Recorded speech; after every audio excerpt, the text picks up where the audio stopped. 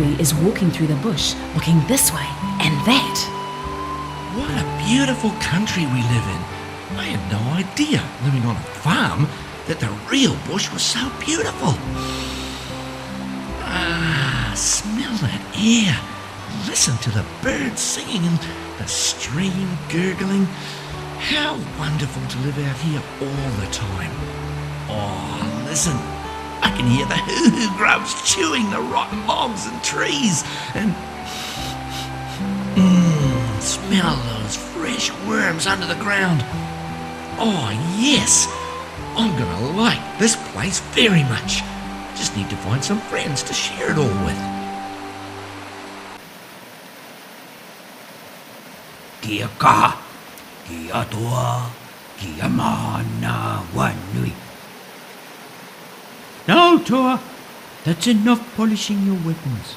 Remember, your father said before he was captured by those humans that you need to be the man of the nest and protect us. Get out there in case someone is coming and warn us if there are any strangers, especially humans. And if someone does come, don't be like your father and jump up in their faces. Go the long way around and lead them away from the nest. Then come back here. I want you safe. Don't want to lose you like I have lost your father and grandfather.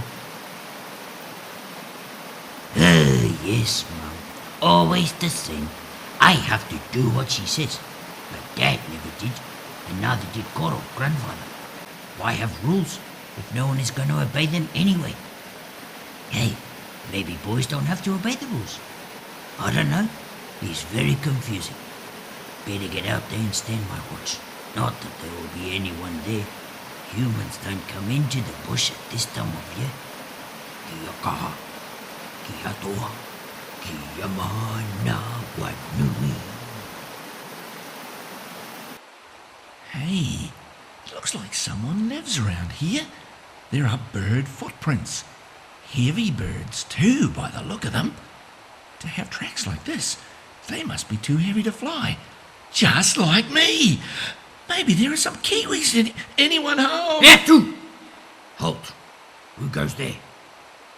Hi, friend. It's me, Korowai Kiwi.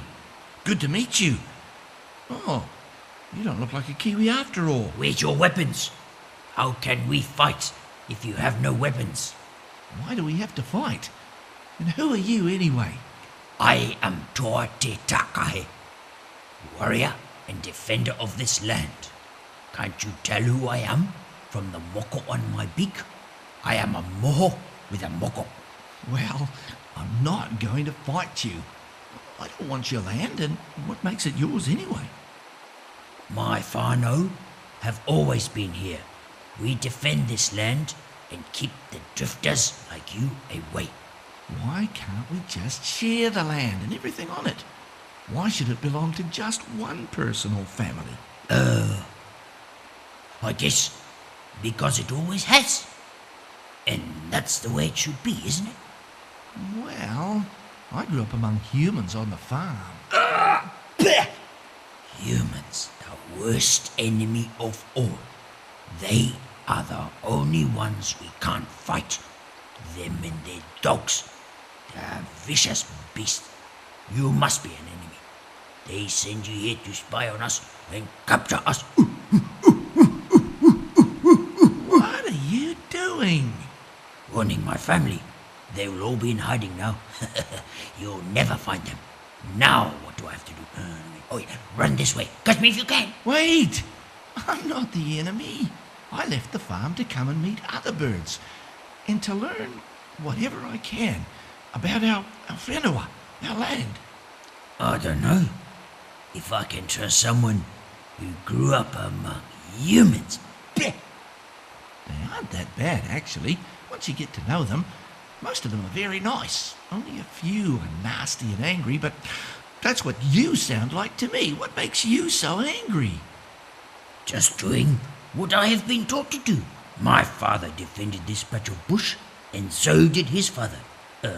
At least until they were captured and taken to a zoo or something. The humans offered them some tasty food, and they got caught. Wow, that's sad. And you never saw them again? No, never. But now, I'm the defender of this path, and you will have to fight me to get past. Well, I don't want to fight you. Just want to see lots of places. Hey, what's down in that valley? Good trick. Make me look behind, then attack. I don't know if you've noticed, but I have nothing to attack with. Oh yeah. Don't you carry any weapons? No, like I told you, I'm an explorer, an adventurer, here to see the world and meet new people. Now, what's in that valley? I don't know. I've never been out of this patch of bush before. Really? Aren't you curious about what's everywhere else? Well, yes. But it's pretty scary to go somewhere you have never been before, isn't it? Maybe scary, but also exciting. How about coming with me? Let's go see the valley together. Okay. I guess you will need someone to protect you. You don't look very strong or tough to me. I can look after you, I guess. But we'll come back here, right? Maybe sometime. Let's go. Wait here.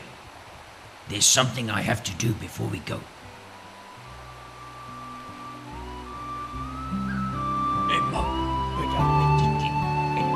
What's he doing? Oh well, never mind. I can just about go to sleep in this beautiful sunshine. Oh, in the shade of that.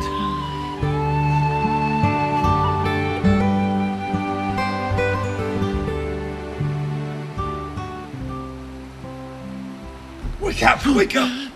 You silly Kiwi. You don't sleep out in the open. That's one of the most important rules. Now let's go. Hi, Ritato. I don't know about this. Leaving the place you grew up on. Go walk about. Pretty scary if you ask me. Why, Tor? Are you scared or something? No, of course not. But you should be. No weapons in a skinny beak that you can't even fight with.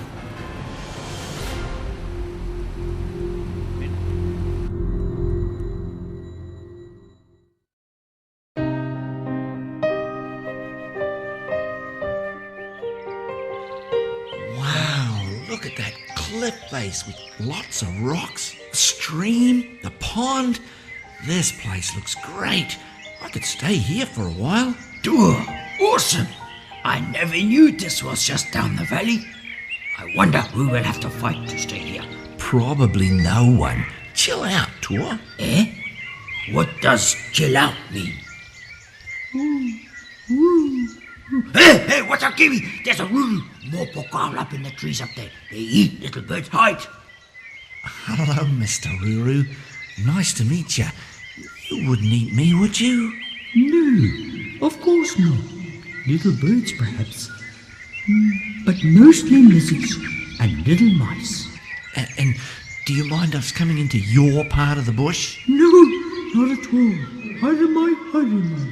Enjoy yourself and make yourself at home.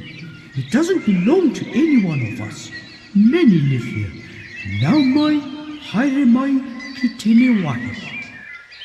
Is it safe, Korowai? Of course it is, Tor. And we're welcome to stay. Yes, enjoy every part of the forest here. Only I would stay back from that pond over there, though, and don't go too near the waterfall. Inohora, goodbye. I wonder why we should stay away from the waterfall and the pond. They look lovely, and my feet are burning from that walk. A cool dip in the pond would be a good idea. I don't know why Ruru said that, but I'm sure there's a perfectly good reason. We can put our feet in the stream up there. Nah, I want to go to the pond. Who does that Ruru think he is? He isn't my father. You go up to the stream if you want to. I am going to the pond. Suit yourself. See you later. He sure has an attitude problem.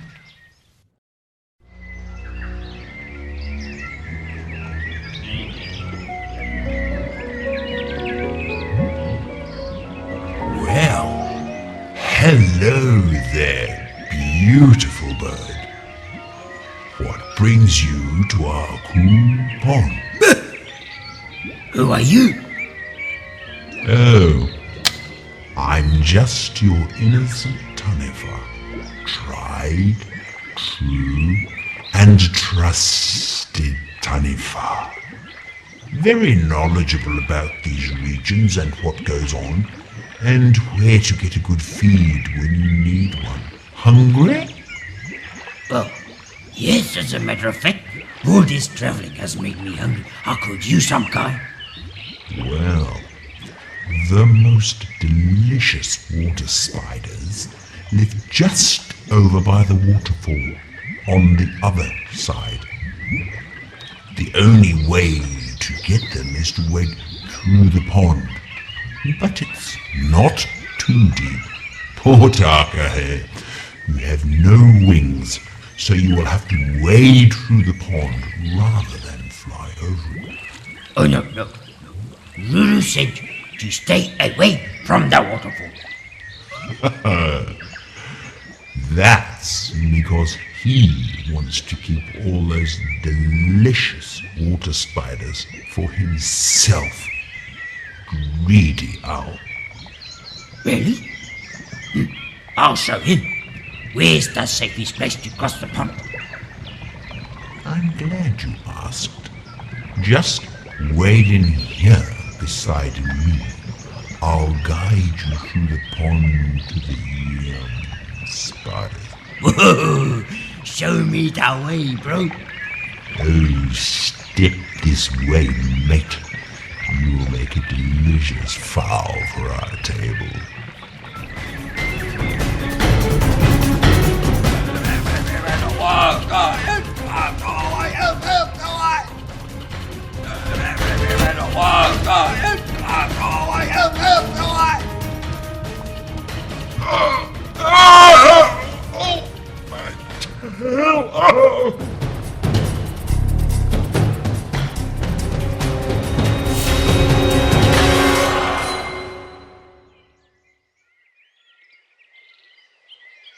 Well, I guess that answers your question as to why we shouldn't go near the pond and the waterfall. Go ahead. Well, that Tanifa said that there were water spiders across the pond. I felt hungry. That's your problem, Tor. You feel too much and don't think enough. What do you mean? Well, when evil Tanifa told you about the water spiders, what did you think? I guess I didn't think much. He said you wanted the spiders for yourself. But I already told you I don't eat spiders. Just little animals and lizards and the occasional small bird. You need to remember what you know already to be true when someone tells you to believe something else. I guess you're right. And thanks for saving me, Korowai. I owe you one.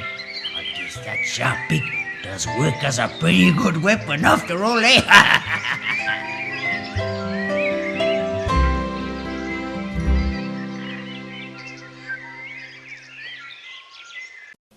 Wow, Korowai, what an exciting day you've had. Hey, just as well I taught you that rules are very important, or you might both have ended up as Evil Tanifa's dinner tonight. Yeah, Dan. Why is Tor such a smart aleck? He thinks he knows so much. He pretends to be such a warrior, but he's afraid of his own shadow. What's the matter with him? I don't know, Korowai. There may have been some things that happened to him while he was growing up. Sometimes that can affect us as we get older. Everyone's different. That's one thing you're going to have to get used to. Not everyone's like you. Is that right or wrong, Dan? Not wrong, Korowai. Just different. Just as well that we're all different. You're good at some things, and Tor's good at other things. You'll have to learn to rely on each other's strengths. Tor's strong. He's grown up in the bush, and he knows some things that you don't. He's a scaredy cat. Maybe it's good to be scared of some things, Korowai. That may have kept him safe longer. Remember when you tried to cross the road? And when you met that dog? And when you almost became a kiwi burger? Yeah, you're right, Dan. and he should have been scared of the evil Tanithar.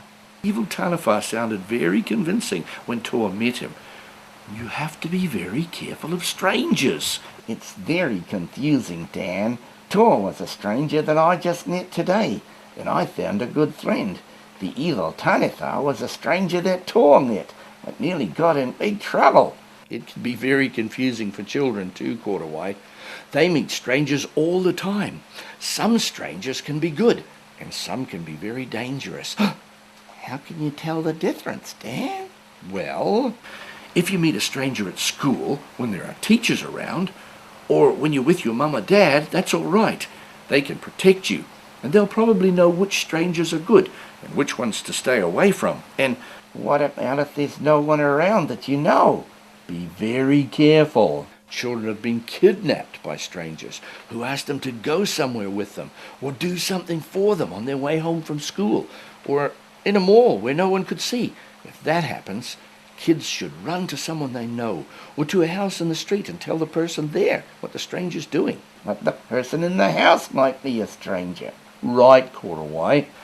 But you're asking them something. They're not trying to pick you up or get you into their car. I think I understand. Boy, life can be confusing sometimes. Yes, right, Korowai. That's why we have rules, to help us make the right decisions. Huh, yeah. You taught me that rules are there to keep us safe, Dan. Why didn't Tor obey the rules about the pond and the waterfall? He could have been killed. Sometimes parents don't teach their children the rules, Korowai. Or sometimes they tell them the rules and then break the rules when their children are watching, and the kids can get very mixed up. Sounds like that's what might have happened to Tuataka here, but he's learning. And if you stick close to him, you may help him to learn the rules a lot quicker, and he may be able to teach you things about life in the bush. Hang in there, Korowai. Yeah, I will. I like Tor, even though he might be a bit of the bully on the outside. He's really soft on the inside. But don't tell him I said that. I won't, Korowai. See you after your next adventure. Yeah, see you later, Dan.